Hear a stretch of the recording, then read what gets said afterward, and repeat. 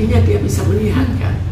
Jadi mungkin penglihatannya tidak sempurna.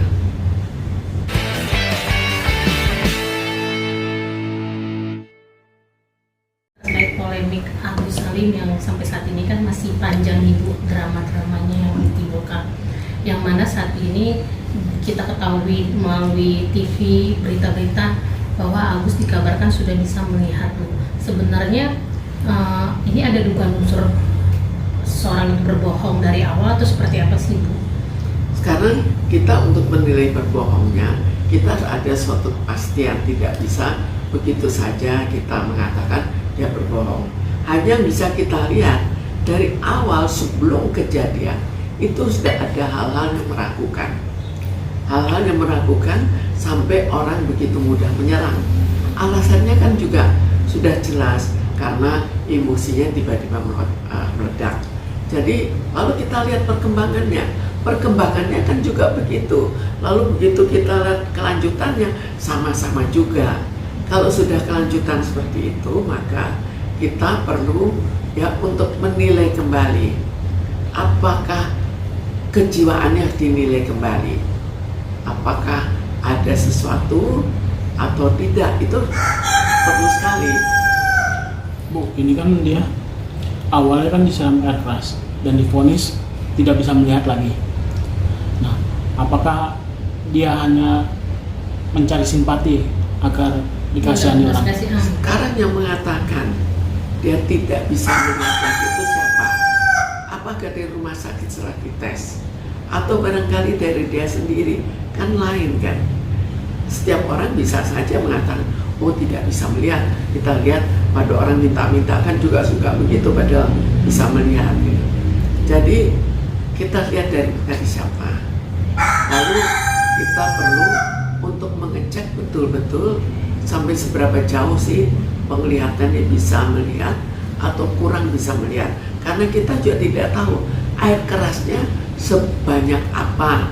Apakah sepenuhnya atau sudah dicampur, apakah kena betul-betul kena, atau barangkali dia sempat menghindar sehingga kenanya sedikit. Semua itu kita tidak tahu persis. Karena itu lebih baik semua dipastikan melalui prosedur rumah sakit. Tapi kan kabarnya juga ada rekam medisnya juga Bu, tentang kesehatan matanya si Agus. Namun pas Agus dihadapkan dengan salah satu lawyer memberikan uang untuk membeli AC, tapi dengan nominal yang fantastis, dengan uang dolar gitu Bu.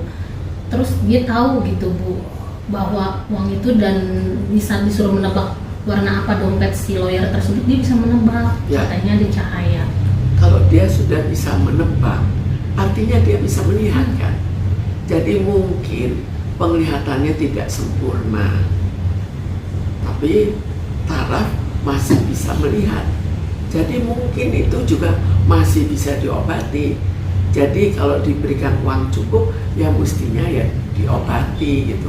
Tapi katanya dia bisa sendiri kan, tadi katanya udah divonis buta, katanya bisa sendiri. Terus ditanya, ini gimana bisa? Atau mereka tanya mukjizat dari Allah gitu. Ya, sekarang kalau kita kan tidak bisa bicara mukjizat, lalu alasan kita apa? Kan kita lihat sebagai manusia biasa, tidak bisa kita percaya begitu saja tiba-tiba ada mukjizat. Tapi semua diikuti secara medis, secara fakta yang kita lihat. Nah Bu, kalau misalkan pihak rumah sakit salah untuk memberikan informasi seperti yang di awal dibilang, diketahui bahwa dia tidak akan bisa melihat kembali, sebenarnya ini perkaranya gimana sih Bu? Sekarang kita lihat kembali. Jadi ini kalau dalam hal bicara biasa atau sudah dibuatkan visum. Kalau sudah dibuatkan visum itu sudah lebih jelas. Apakah itu hanya awal lalu berdasarkan kata-kata itu akhirnya kata-kata dari Agus akhirnya membuat kesimpulan sementara, atau itu kesimpulan tetap, itu kan lain lagi. Kalau untuk dari Agus sendiri, dilihat dari perilakunya, dia bisa disebut sakit mental juga nggak sih Bu? Ya itu perlu kita nilai, perlu kita cek apakah ada sakit jiwa di balik semua itu. Karena memang ada hal yang janggal dari awal. Mungkin nggak sih Bu faktor-faktor dari misalnya dari sang istri atau dari ini, karena kan melihat faktor yang dari awalnya kan berawal dari donasi ya Bu, mungkin dari bisikan-bisikan itu merubah sifatnya Agus. Sebetulnya Seperti itu, Bu. donasi itu orang tidak semudah itu diberikan donasi berubah. Yang bisa berubah adalah emosinya, gembira, stres, sedih karena ya matanya itu juga bisa, tapi tidak bisa merubah total.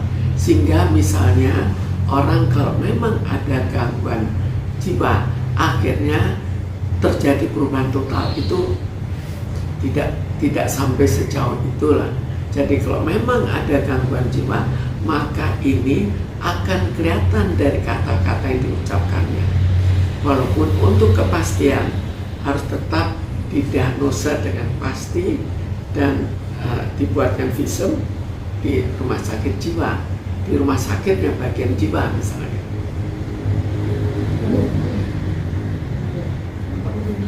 Bu, kalau si Agus kan tadi sempat Ibu sampaikan juga ketika dia kena siram yang keras terus itu, dia kan pasti mengalami perasaan sedih gitu ya Bu. Namun pas dapat donasi ada perasaan berubah, jadi dia lebih mementingkan untuk membayar utang si Wawa, terus beli katanya belanja online gitu istrinya. Sebenarnya perubahan sifat atau sikap kayak gitu hal wajar atau gimana sih Bu, ketika manusia dihadapi dengan uang gitu? Kalau diberikan, sekarang orang keperluannya apa kan? Apakah panca indera itu lebih penting atau fasilitas lebih penting? Jadi di sini apakah memang dia beranggapan akan buta sehingga itu dia pakai, atau barangkali dia mengalahkan kebutaannya? Kalau dia kalahkan, itu kan suatu kejanggalan lagi. Maka tanda tanya, kenapa kok pemikirannya janggal? Dia sendiri kan sempat bilang katanya dia sendiri kan katanya dihujat netizen gitu. Dan sekarang tuh dia kayaknya tuh makin sering soal gitu kan. Sekarang digugat dihujat netizen itu wajar saja, itu suatu kesedihan. Tapi apakah orang yang dihujat netizen akan sampai jatuh total? Itu mentalnya kan enggak juga. Itu hanya dalam taraf kesedihan, stres, mungkin gelisah, mungkin apa, tapi bukan suatu perubahan total. Kalau perubahan total, maka dugaannya sebelumnya sudah begitu, ini sekedar menambah. Seperti orang lain normal, dia juga menambah, bukan orang normal akhirnya langsung jadi sakit jiwa, kan tidak sampai seperti itu. Kalau sampai seperti itu, mestinya sudah ada latar belakang kejiwaan sebelumnya. Bu, apalagi kan netizen menganggap Agus ini kan sudah buta, terus dia bilang, dia sendiri yang menyampaikan bahwa dia depresi, stres, hampir bunuh diri. Yang lucunya lagi dari netizen, emang lu bisa baca kalau lu dihujat, terus ada tektokan dari orang lain yang mengatakan kalaupun emang istri lu ngasih tahu, masa iya lu udah buta ngasih tahu hal-hal yang berbau negatif, kayaknya nggak masuk akal. Berarti lu bisa baca dong, netizen udah mengarahnya ke sana Bu. Ya, kita kan tidak tahu persis karena siapa tahu dia juga minta dibacakan. Tapi kita lihat dari segi-segi yang bisa kita lihat dengan jelas. Karena kalau dari segi yang bisa kita perdebatkan, kita harus menilai lebih lanjut. Apakah itu benar? Apakah istrinya membacakan atau bagaimana? Jadi lebih sulit, lebih baik kita lihat dari hal-hal yang bisa kita saksikan. Sekarang juga kan makin sering tampil tuh Bu, muter ke TV, terus Podcast. setiap kali tampil itu sama pasangannya, istrinya bajunya couple, terus sempat kamera nyorot HP istrinya yang mahal gitu. Jadi kehidupan si Agus dan istri itu berubah total. Ya, Gimana Bu? ini sekarang kita lihat dari segi apa? Apakah dari segi penipuan atau memang ada sesuatu yang janggal? Kalau kita lihat dari riwayatnya, kemungkinan ya memang janggal lah. Kalau memang janggal, kalau jiwanya janggal, apakah sampai seberapa jauh dia salah secara hukum? Berarti bisa lihat Agus ini banyak sekali bersandiwara Bu. Bagaimana? Banyak sekali bersandiwara Agus ini. Kalau orang bersandiwara terus, kan ada batas sandiwaranya. Tapi di sini kan sandiwaranya itu bukan sandiwara yang biasa. Jadi ada apa? Apakah itu orang sandiwara biasa? Matanya dibiarkan buta demi untuk kesenangan. Jadi Itu kan suatu yang pemikiran yang janggal. Itu berarti yang super bersadar itu termasuk orang yang punya gangguan mental ini siapa sih Bu yang orang super Ya, bersadar itu? kemungkinan sih gangguan mental. Kita lihat lebih lanjut, kita harus membuat suatu diagnosa yang pasti, karena ini nanti takutnya menuju pada segi hukum. Bisa disebut dengan gangguan kepribadian narsistik ya gitu. Merasakan poras itu kan dia selalu menyalahkan orang gitu loh.